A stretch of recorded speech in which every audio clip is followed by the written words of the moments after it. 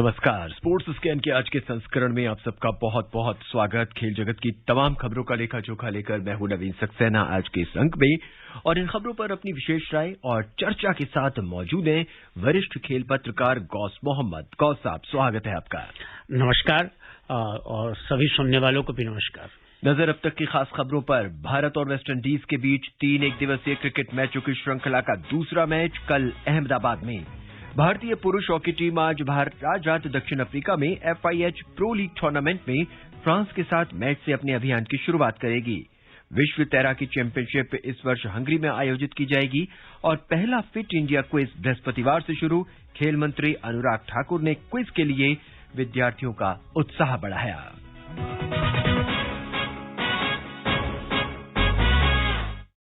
भारत और वेस्टइंडीज के बीच 3 एक दिवसीय क्रिकेट मैचों की श्रृंखला का दूसरा मैच कल अहमदाबाद में खेला जाएगा। मैच दिन में 1:30 बजे से शुरू होगा।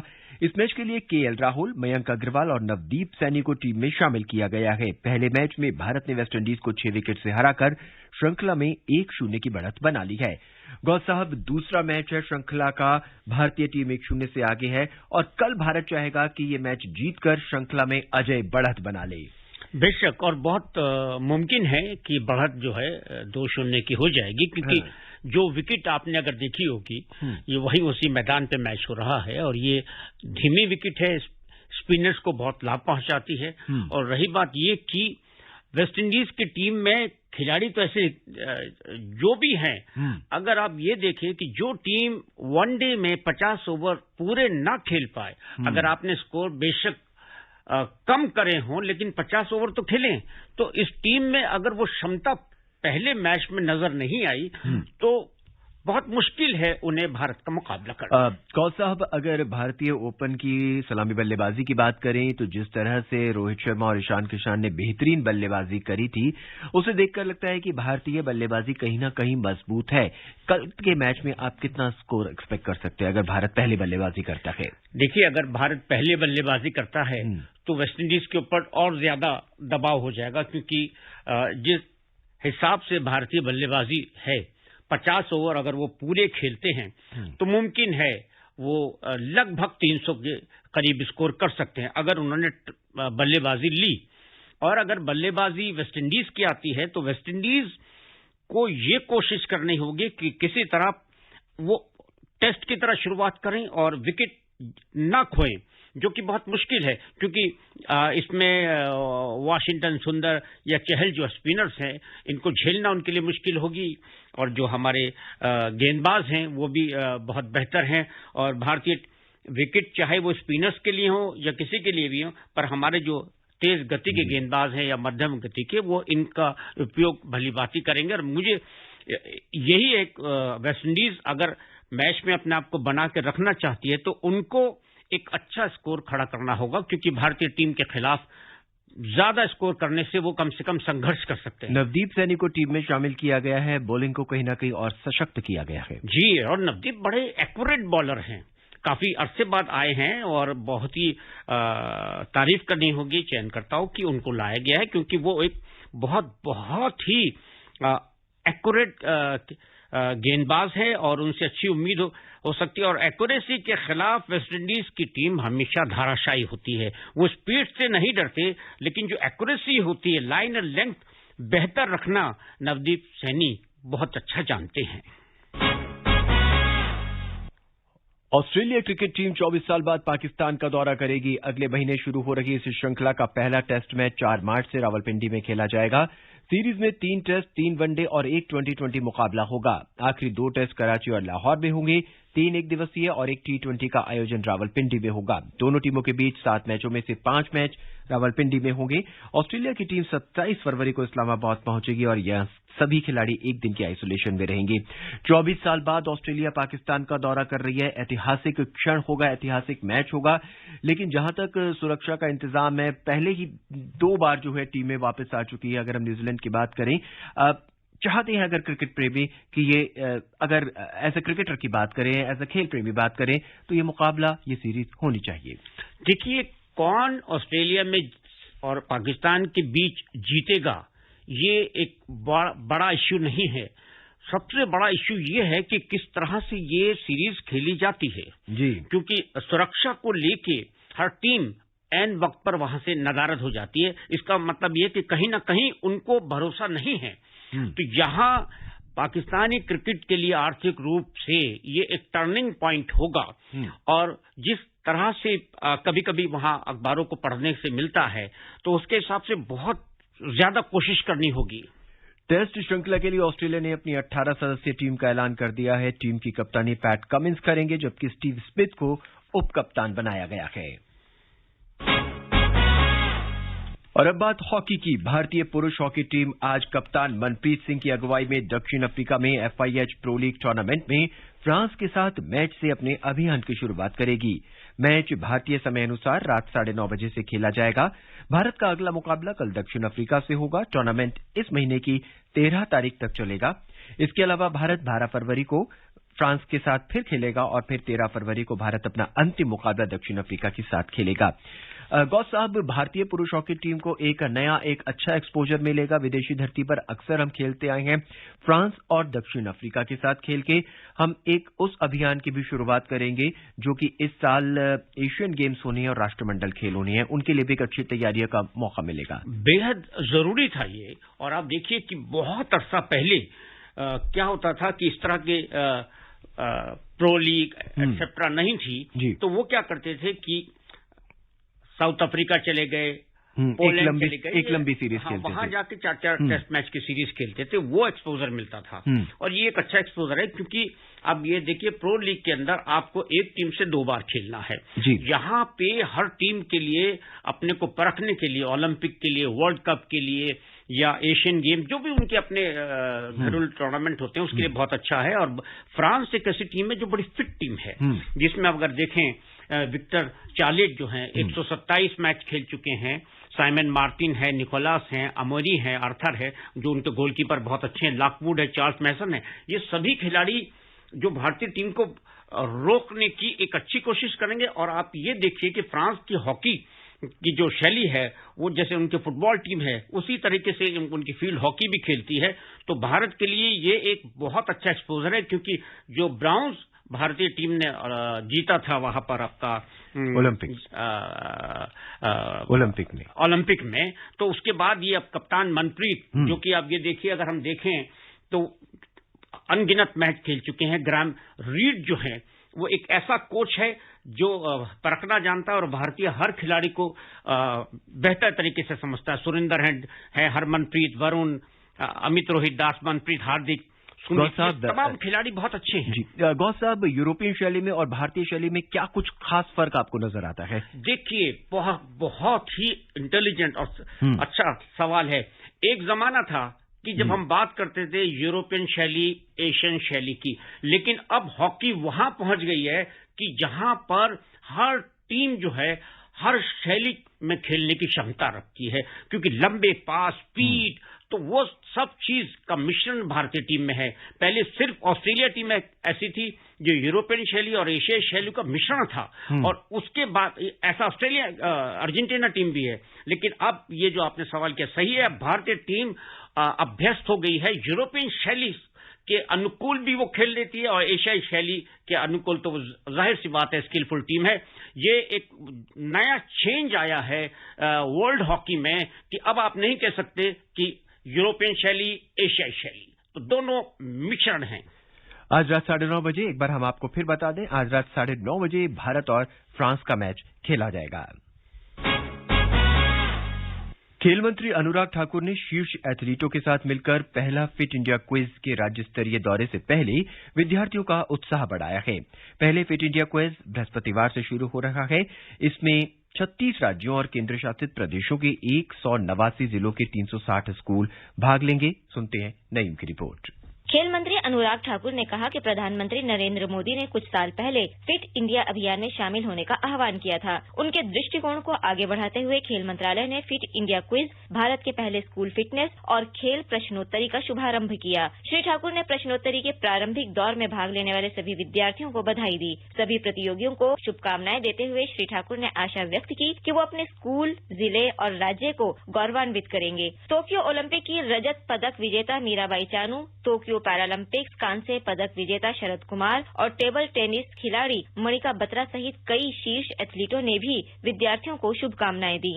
राज्य स्तरीय दौर एक वेब आधारित राउंड होगा जिसमें 8 से 32 टीमें राज्य स्तरीय चैंपियन बनने के लिए प्रतिस्पर्धा करेंगी। इस कार्यक्रम का युवा मामले और खेल मंत्रालय, भारतीय खेल प्राधिकरण और फिट इंडिया के सोशल मीडिया हैंडल पर भी प्रसारण किया जाएगा। क्विज में पुरस्कार राशि 3 करोड़ 25 लाख रुपए की है, जो क्विज के विभिन्न चरणों में विजेता स्कूलों और छात्रों को दी जाएगी। क्विज के प्रारंभिक दौर में 13,502 स्कूलों के कुल 36,299 विद्यार्थियों ने भाग लिया। इसमें लड़कों के साथ साथ लड़कियों की भी समान भागीदारी रही। Naeem Akhtar, sports can. इस बीच खेल मंत्री अनुराग ठाकुर ने कहा कि उनके मंत्रालय ने मणिपुर में राष्ट्रीय खेल विश्वविद्यालय के विकास के लिए चालू वित्त वर्ष के दौरान 5 करोड़ 49 लाख रुपए सहित अब तक कुल 87 करोड़ 65 लाख रुपए जारी किए हैं। ये जानकारी उन्होंने आज लोकसभा में एक प्रश्न के उत्तर में दी। अनुराग ठाकुर ने कहा कि मणिपुर में स्थापित राष्ट्रीय खेल विश्वविद्यालय खेल विज्ञान, खेल प्रौद्योगिकी, खेल कोचिंग के क्षेत्रों को और शिक्षा में बढ़ावा देने के अलावा चयनित खेल विषयों के लिए राष्ट्रीय प्रशिक्षण केंद्र के रूप में कार्य करने वाला अपनी तरह का पहला विश्वविद्यालय है। उन्होंने कहा राष्ट्रीय खेल विश्वविद्यालय राजस्थान और केरल सहित सभी राज्यों और केंद्र शासित प्रदेशों के छात्रों और खिलाड़ियों के लिए होगा। गौर साहब, देखिए, ये एक बहुत बदलाव आया है जो अब खेलों को लेके जो एकदम से डिसीजन लिया जाता है जी। वो उसकी वजह से जो ओलंपिक, एशियाई खेल या अंतर्राष्ट्रीय स्तर पर भारतीय खिलाड़ी अच्छे कर रहे हैं। क्योंकि देखिए, आपने कहा कि मुझे ये कोच चाहिए, मंत्रालय और भारतीय खेल प्राधिकरण का जो कॉम्बिनेशन है वो यूनिक है, बहुत अच्छा है। इमीडिएटली उनको वो कोच दिया जाता है। अगर वो कहता है कि हमें ये फिटनेस कोच चाहिए, वो इमीडिएट मिलता है।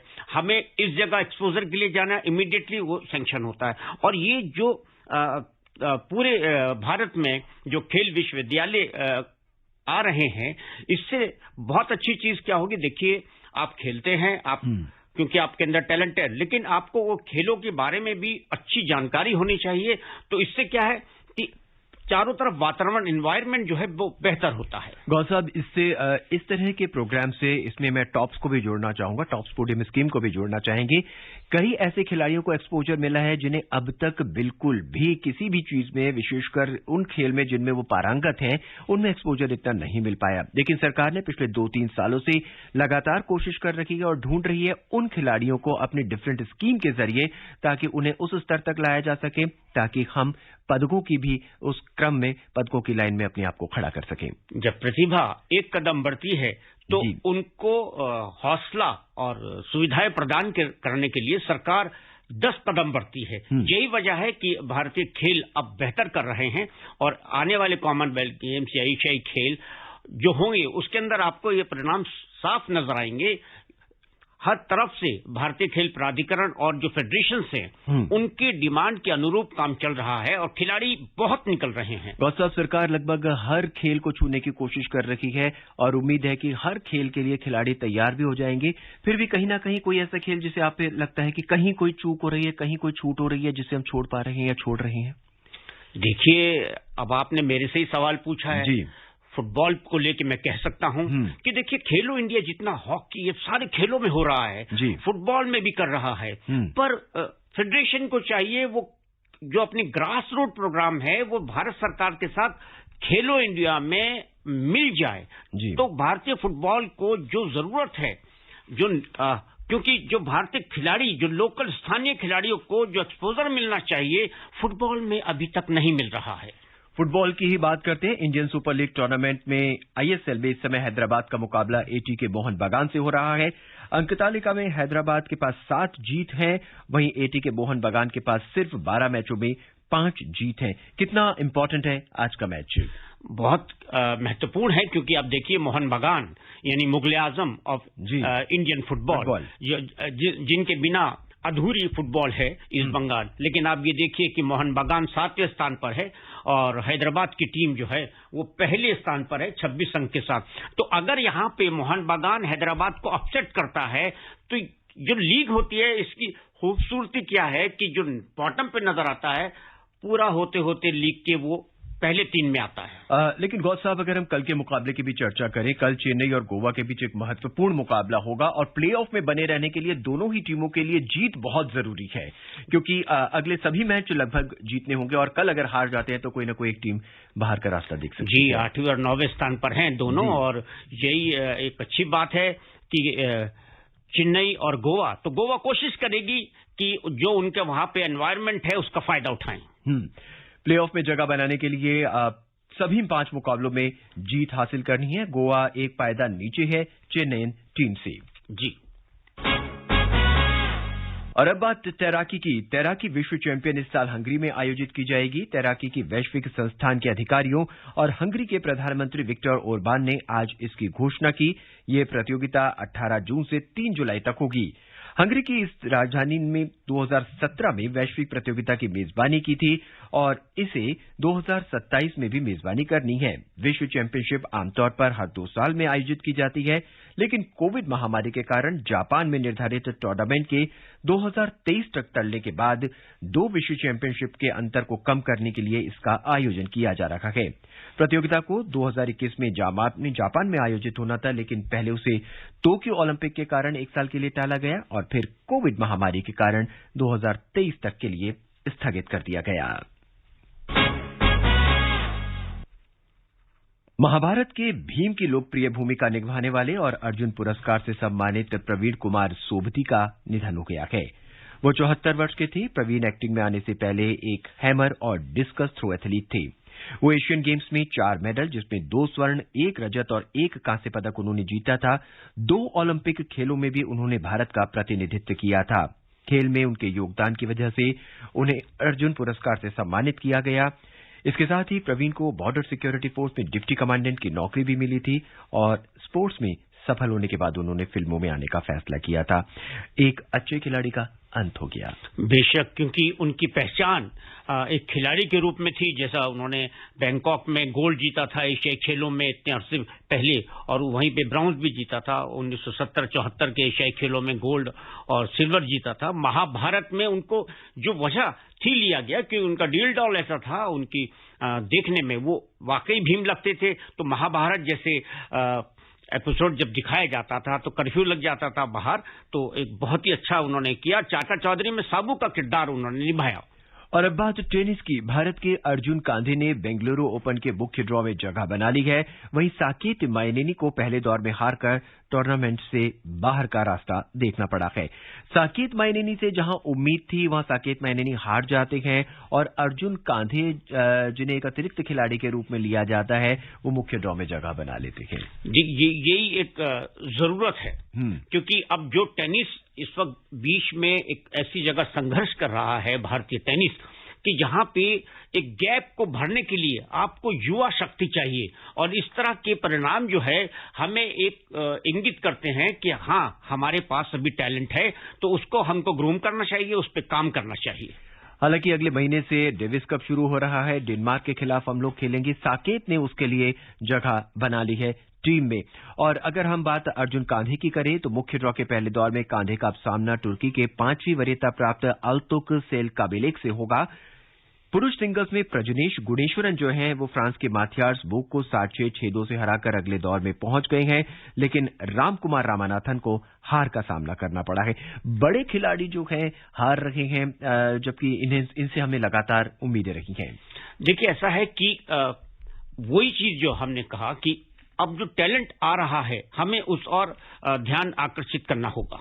वहीं डबल्स की बात करें तो यूकी भांबरी और दिविज शरण जो है डबल्स के रूप में कल अपने अपने मुकाबले खेलेंगे। वक्त हमें बिल्कुल अब इजाजत नहीं दे रहा है, हम और खबरों पर चर्चा रहे। गौस साहब, हमसे बात करने के लिए, विशेष राय रखने के लिए आपका बहुत बहुत धन्यवाद। शुक्रिया, नमस्कार। नजर एक बार फिर अब तक की खास खबरों पर। भारत और वेस्टइंडीज के बीच 3 एकदिवसीय क्रिकेट मैचों की श्रृंखला का दूसरा मैच कल अहमदाबाद में खेला जाएगा। भारतीय पुरुष हॉकी टीम आज रात दक्षिण अफ्रीका में FIH प्रो लीग टूर्नामेंट में फ्रांस के साथ मैच में अपने अभियान की शुरुआत करेगी। विश्व तैराकी चैंपियनशिप इस वर्ष हंगरी में आयोजित की जाएगी और पहला फिट इंडिया क्विज बृहस्पतिवार से शुरू होगा। आज के इस अंक में बस इतना ही। मुझे यानी नवीन को दें इजाजत। नमस्कार।